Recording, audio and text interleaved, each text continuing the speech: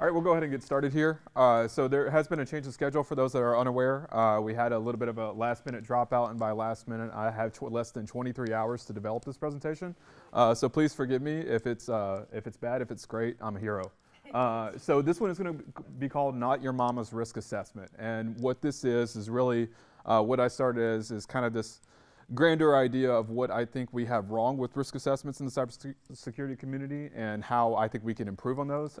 It ended up becoming a diatribe of why I don't like risk assessments, and so we're going to explore that a little bit. So obviously, disclaimer, these are my opinions. This is how I feel about risk assessments. If anybody pays me to do a risk assessment, I'll gladly do it, but this is what I wanted to come up to. So who am I? I'm Seth Earby. I'm a certified information security manager. Currently, I am a principal program manager in the GRC space. I oversee a healthcare company in private equity. Have a consulting background. Did that for many years, both in the IT space and security. Spent time doing security and cloud work, and then more formally doing risk management and GRC program development. So when I first kind of came up with this this presentation, one of the things that I've been thinking about is some of the problems that we're faced with as a cybersecurity community. I think that's important, which is why I wanted to bring this to everybody's attention. Is I think we're on the onset of a problem that's only going to increase within the IT industry, right? A lot of us have maybe been familiar with that security has been colloquially referred to as the Department of No, right? We're the people that are going in there telling people, no, you can't do that because X, Y, Z. Unfortunately, that's maybe sometimes well-deserved. The downside of that is that also presents us into a culture war with some of these organizations that we're seen as inhibitors and not enablers. And probably a lot of us can resonate with some of on the bottom piece, where 59% of us in the cybersecurity community are understaffed. So we don't really have colleagues and people in our rooms to really help us oversee these objectives. And so we're already coming at a disadvantage from our cybersecurity staffing. I think this is really, a big piece of the pie because this all comes together, right? I think modern IT tooling and the ability that DevOps, DevSecOps, and people and modern IT engineering organizations have way more tools and advantages when it comes to automation, deploying things from infrastructure as code, containerizing things. They can spin up infrastructure and place data in places that we have never seen much faster than we can move before. So when we're talking about risk assessments and how we're doing this, we're already coming to the game late, and this is why I think we need to evaluate the solution. So I think a lot of this time, we're kind of our own failure, right? And the analogy here that I find is just super funny is pop sockets, right? We've as a society, we wanted phones to be bigger, better, and faster. And then at some point, somebody had to invent something because now our phones were too big and now they were inconvenient for us to hold. And I think that we've also kind of done that in the same sense of security, where we know that there are problems that exist. We know that we have to include governance on some of these solutions from engineering, from IT, from development, et cetera. But the only way that we figured out to thwart those capabilities are by introducing these legacy processes that ultimately end up becoming more of a paper pusher. And these assessments that we end up doing, are only asking boilerplate language. Maybe we're using risk assessments from when we were still, spinning up Server 2012 and doing kind of a more on-premise deployment. Now we're moved to the cloud. Now we're exploring Kubernetes and a couple other, platforms as a service engine. A lot of these risk assessments don't have the ability to stack up to what these modern IT tools on. So eventually we're left with a lot of empty questions. And ultimately, even speaking to this as a practitioner, a lot of times when we're doing these traditional risk assessments and this information is getting passed on to us, for the request, we're not getting that same telemetry from the people to understand why are we doing this risk assessment? What is being asked for this? What is the business case for we're doing this? We're just being told to do security actions for, sometimes what I would refer to as security theater, right? We want to make sure that security gives it its blessing, but we're not really prepared to answer the questions and to really face this challenge head on. And so a lot of times, when we're talking about risk assessments, what I really want to illustrate. Now, there's a risk assessment, as some of us that have been carried over in the last conversation. When we come to like CSS and very or even more just middling mature organizations, there are risk assessments that actually do bring value to an organization. You can do a proper risk assessment, but a lot of times when I'm seeing risk assessments is these little ad hoc processes when we're doing a risk assessment for a deployment. Maybe in the software development lifecycle, we have a risk assessment to evaluate certain solutions, right? There are these, micro-focused, siloed risk assessments that don't really have any inner workings within the business, and they're often these nebulous and unconsequential questions, where we're asking them, is this secure? Is data encrypted? Well, what do you mean by data encryption, TLS or AES? And I think a lot of times that we end up doing these risk assessments, these are the ones that I'm picking on. It's not necessarily this is a diatribe of why all risk assessments are bad, but commonly when we see these in the industries, this is what I want us to address. And again, a great segue coming out of the CSF 2.0, there is a great culture shift in how we're putting governance into our practices when it comes to cybersecurity development. When we're in the governance, risk, and compliance space, that is our job, is to identify risk and present, controls and mitigating these threats within our organization. And this is something that, we're tasked to do. And sometimes risk assessments may be the best way or may not be the best way to do this, but it's one of the easiest ways.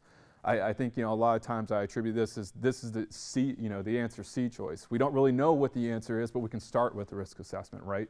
What we're hoping to get through is understanding a way to pragmatically introduce and understand risk versus, starting with the risk assessment.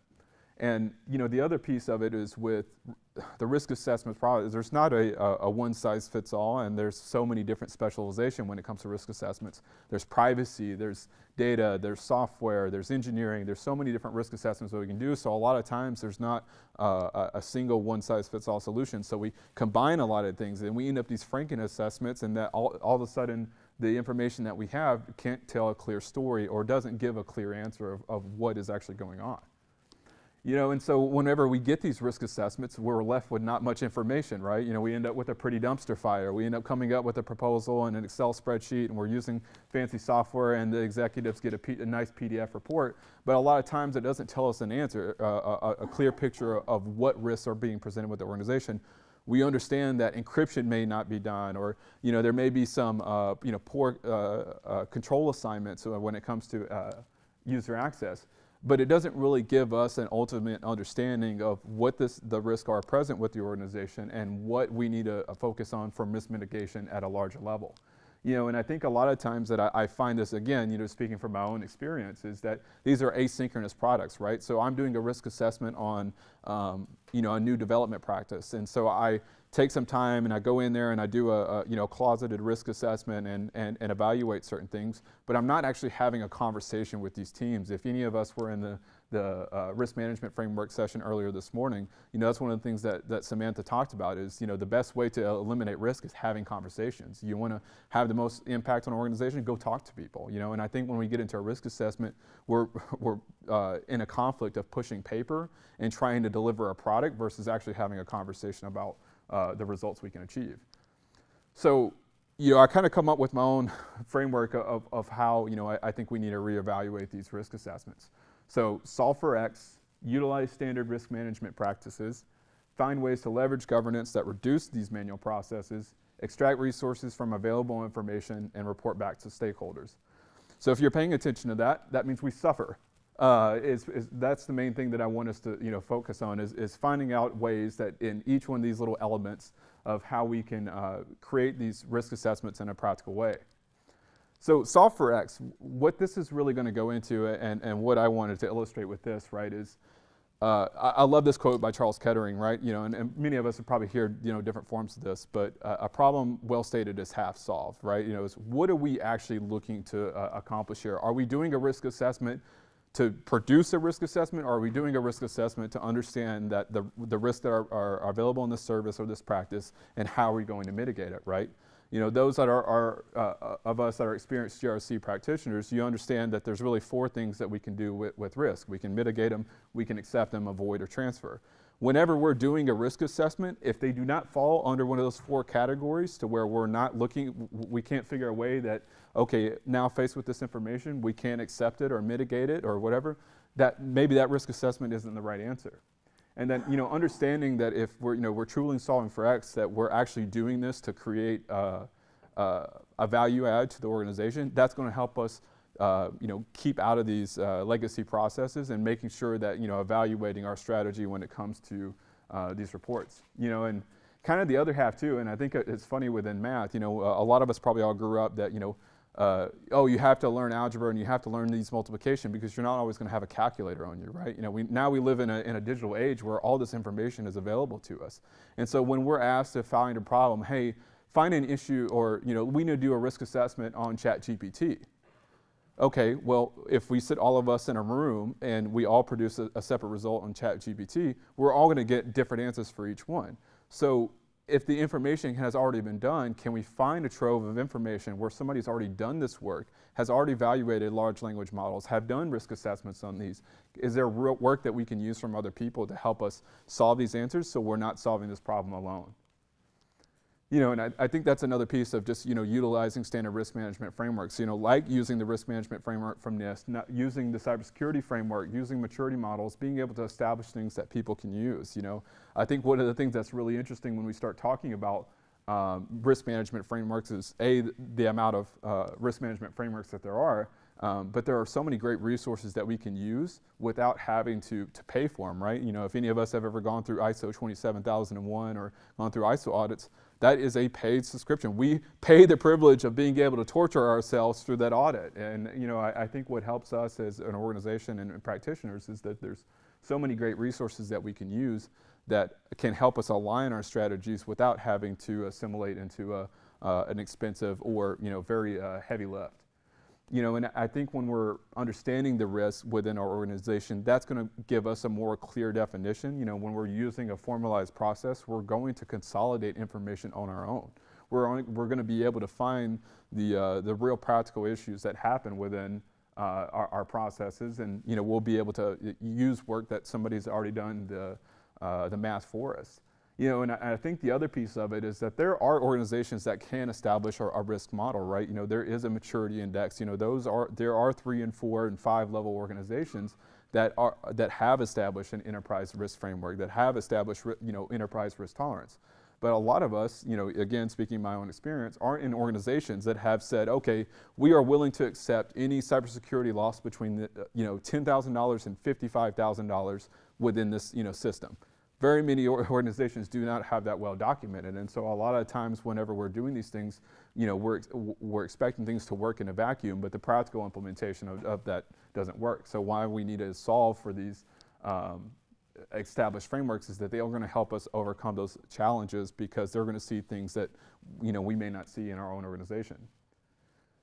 Finding ways to reduce the manual processes, right? Like I said, because I think as an organization, the technology landscape is growing.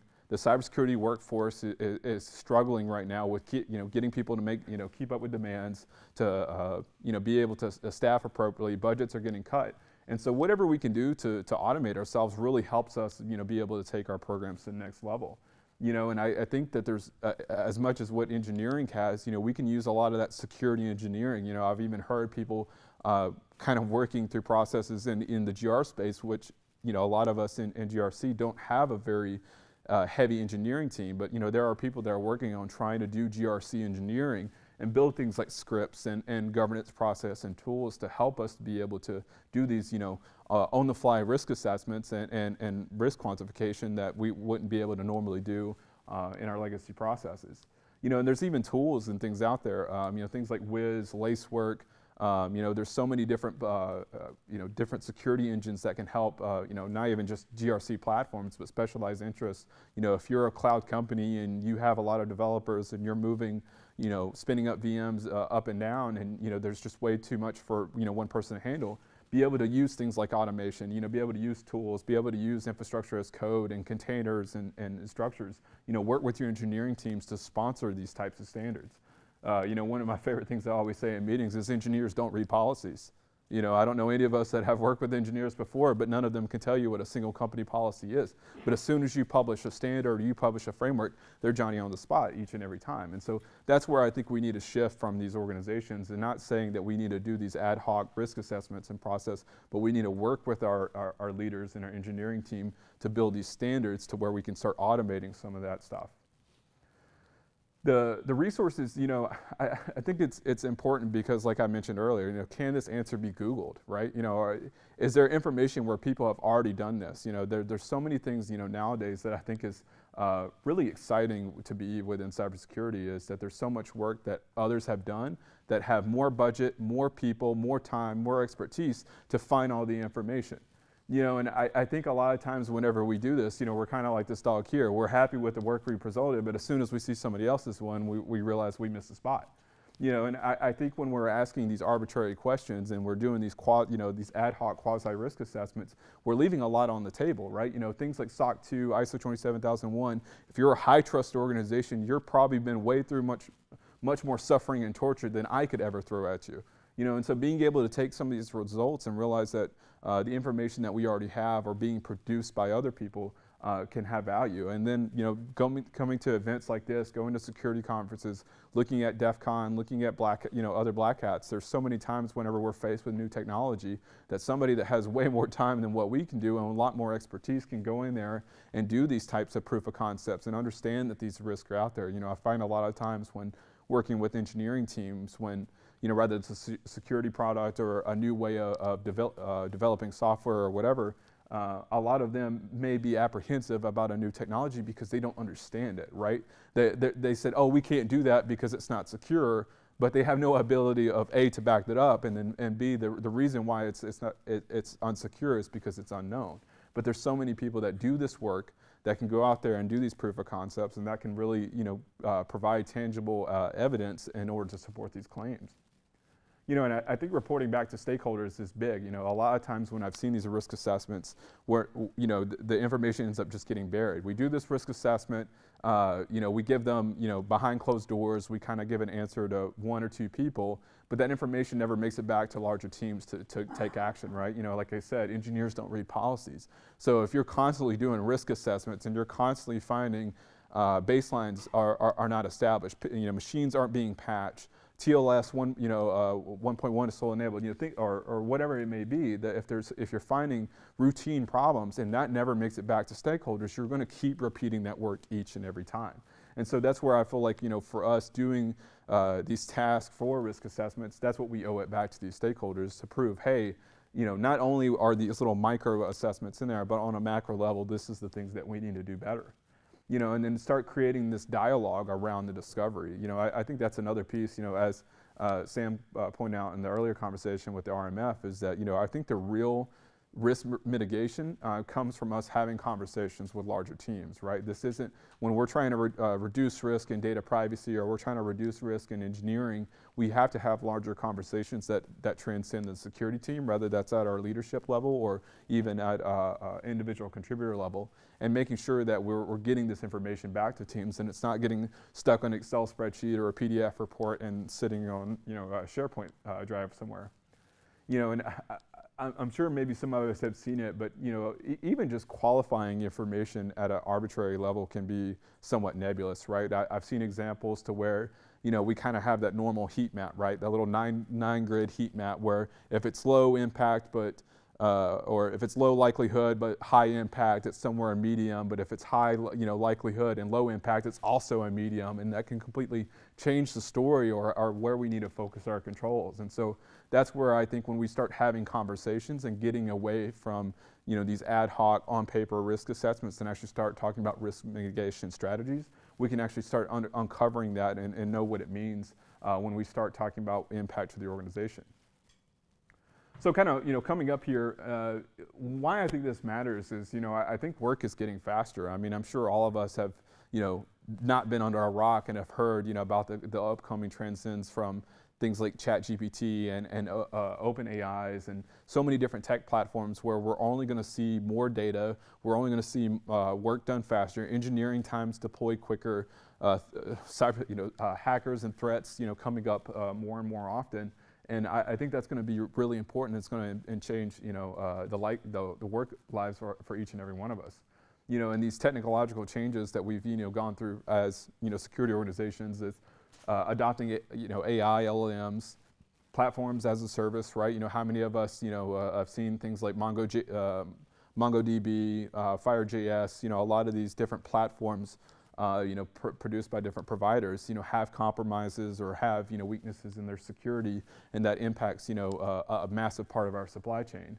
And then also being able to adopt strategies like BYOD and zero trust. I think that's also a major thing that we've had to, work with as an organization. So we're not staying stagnant. We're not entering a mode where we're going to play catch up. We're going to be evolving as a security organization, just like engineering and our workforce is going to be changing as well. And so, being able to get into a process that is more mature and more refined, and that we're actually eliminating risk and not creating more work for ourselves, is really valuable.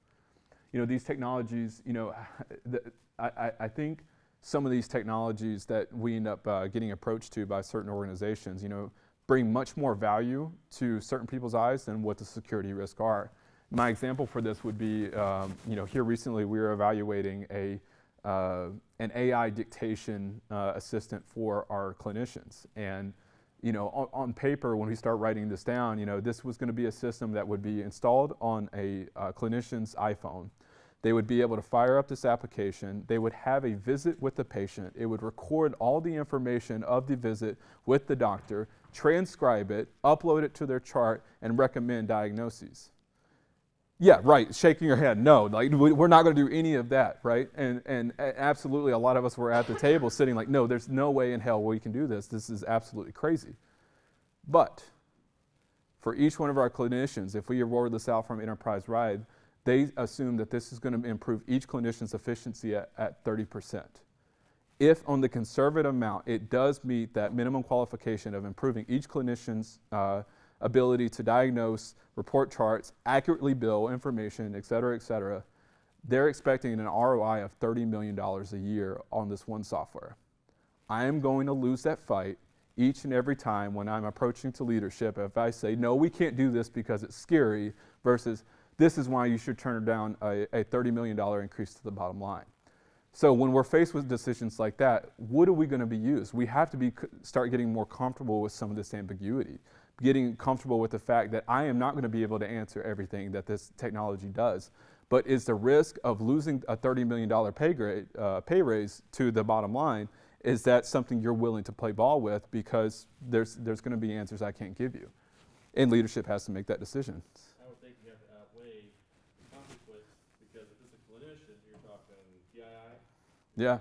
EPHI, Yeah. you're talking other diagnosis, and if I leave my phone at the hub downstairs eating lunch, Yeah. or I'm transmitting Yeah. without any type of encryption, $30 million is now a lot less than what you're going to pay because of your exfiltration of your data. Right, but we have to have that conversation, right? We have to have that conversation. I can't turn a paper report and say, this scares me, so please go away.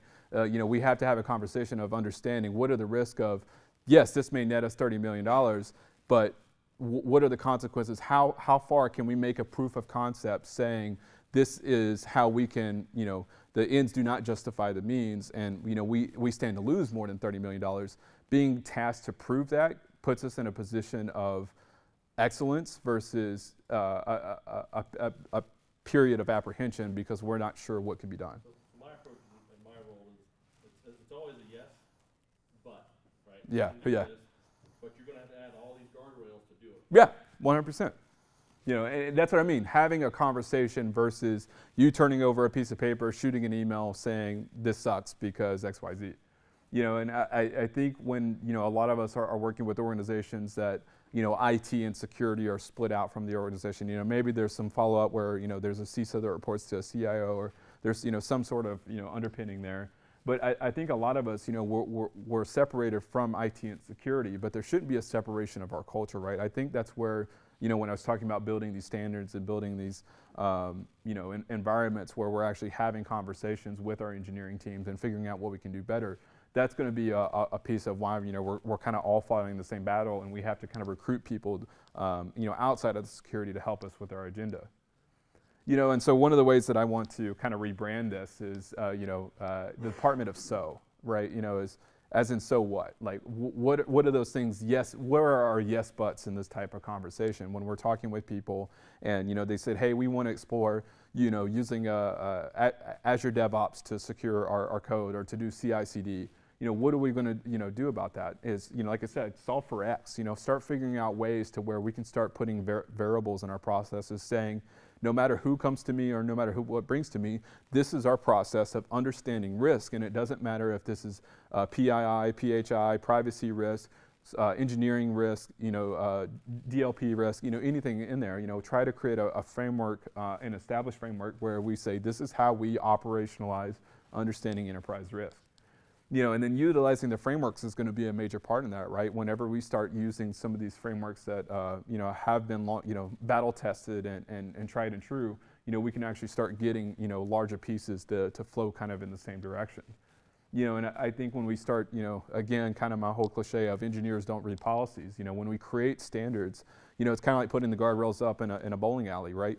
When we add these guardrails, no matter how much the ball bounces back and forth, it's going to move into a linear direction. So as we're working from an enterprise GRC perspective, start finding ways to where we're not just kind of shooting from a wide angle and start kind of narrowing our focus.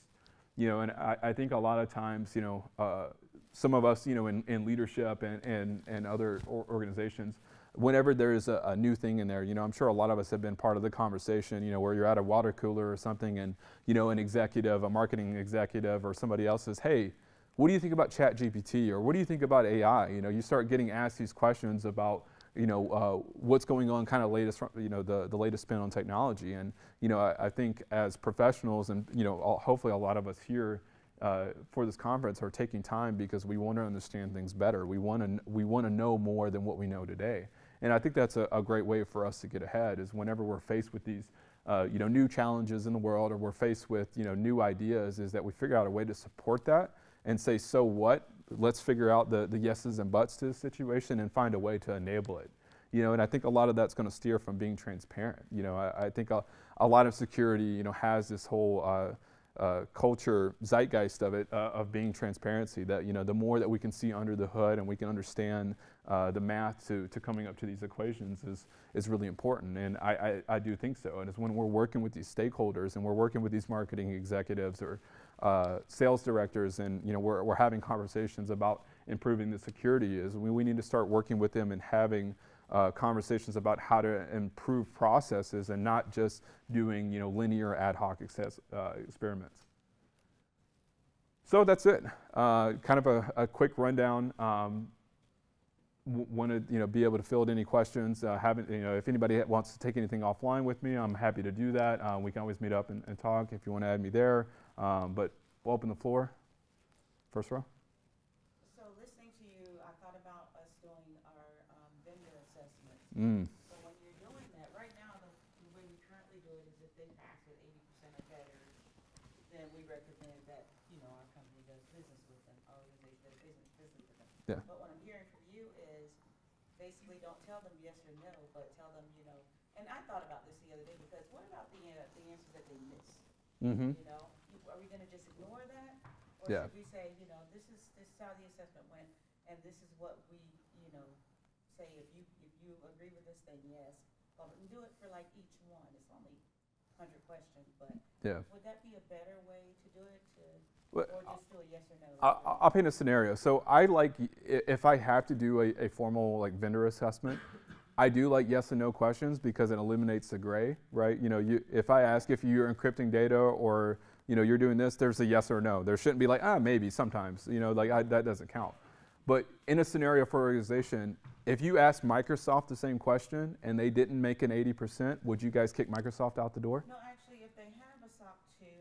Yeah, okay. A SOC 2 type 2, I forget, not certification, but if they have Attestation, yeah. Yeah, attestation, then we automatically Mhm. approve them. Okay. But I'm just saying, us, the IT department, saying, yes, we approve, or don't we approve, or no, we don't approve. Yeah. What if one of those questions that they fail is the reason why, we have a problem later on? Yeah. And we've approved them. Yeah. Well, and again, I think there's that transparency, right? Taking it back to the stakeholders is, a lot of times I'm faced with doing vendor risk assessments and stuff as well, and working in the healthcare space, a lot of times that those, have PHI or PII and stuff as well. And my first thing is when I do a vendor risk assessment, you know, irrespective of if they have SOC 2 or not, when I'm evaluating the solution, the first person I go back to is the person that brought it to me, you know. And so if this is one of our chief medical officer or, you know, our marketing director or sales director, if they brought forth an app to me and they say, hey, you know, we want to start doing business with them, the first person I call when I have those results is likely them. And I start having a discussion with them saying, hey, they hit 75, we're looking for an 80, this is where we're at. Do you think, you know, is this worth pursuing a relationship and us having a larger conversation to see how we can get to that next level? Or maybe they pass with flying colors. We need to have a discussion saying, hey, they did really, really well, and we're going to hold them to the standard to be able to, you know, keep, you know, delivering that same excellence. So, to answer your question? Martha, okay. To supplement, so I don't work in the private sector, I work in the public sector, and DOD requires certain folks to be appointed in certain positions. So in a case similar to yours, we really wouldn't go back to the person who brought us, because that would be the user. You take it up to either the authorizing official, or depending on how much of a risk, if it's a foreign-owned entity, and there could be potential influence or control or ownership of that, then we escalate it up to our CIO, Chief Information Officer. That senior level person, either it's a senior executive service person or it's a 1, 2, 3, or 4-star general, they're the ones that have the authority to balance mission to cybersecurity risk and either say yay or no. Right. And the end user, if the CIO or AO says no, the end user is just, you know, out. They're going to find another avenue to do whatever they want to do. Or the CIO or whoever in the organization will determine, hey, well, we got 5 other things that we've already approved and we trust that does the exact same thing that this person is doing, or that this person wants to sit down and be into. So we have a hierarchy of approvals, and the end user is the last person who we're going to go to determine if they want to accept risk or not to the greater organization, right? Because it's all down to the information. Yeah. The information is what you're protecting, right? Yeah. And with the healthcare industry, you know, those are dollars. I see it all the time in the news, right? Yeah. $3 million settlement, $10 million settlement because someone's information was exposed. Mm-hmm. Yep. In our case, it's more PII. Yeah. That we're protecting rather than PHI. Yeah. But still. Yeah. 6 of one, half dozen of the other kind of thing. So you mentioned you were in private equity, right? Yeah. Okay, so I work in private equity also. One of the struggles that I have with risk assessments is that oftentimes they're compliance and legal based. They're not necessarily to assess the actual, I mean, they are, but I would approach it much differently if it was an assessment from a cyber standpoint. Yeah. They often do legal and compliance risk assessments. How do you approach those differently than like a regular risk assessment? No, I think that's great. So, I mean, I would have to distinguish the difference between legal and business governance versus IT governance, right? And so, you know, really where I'm focused on these risk assessments are on the IT governance piece, because I think there's so many different nuances that comes to it. Right? Rather, you know, if you're working in private equity and you're in healthcare, there's only, you know, only a few degrees of separation between legal and compliance or not. But when we're talking about risk assessments, you know, there's so many different things that interplay between IT systems that are often nebulous and rabbit hole-y in order to figure it out. And so typically whenever I'm faced with risk assessments, that is a separate delineation for our services, where legal and compliance and those in the M&A team do their kind of due diligence, and then we have a due diligence to understand security assessments and you know, data privacy risk and stuff before that. So I 100% believe that those have to be 2 separate, disconjoined activities, but ultimately should play into the same decision within the private equity space and the leadership.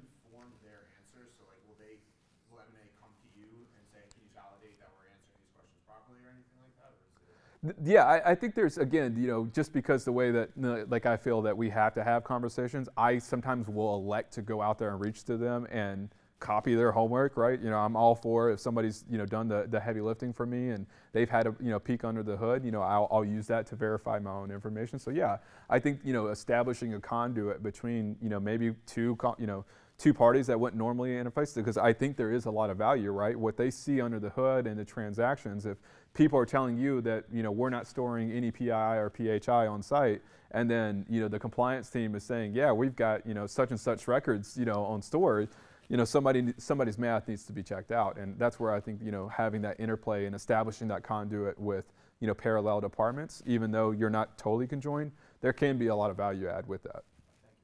Mm-hmm. Anything else? Awesome. Well, thank you all.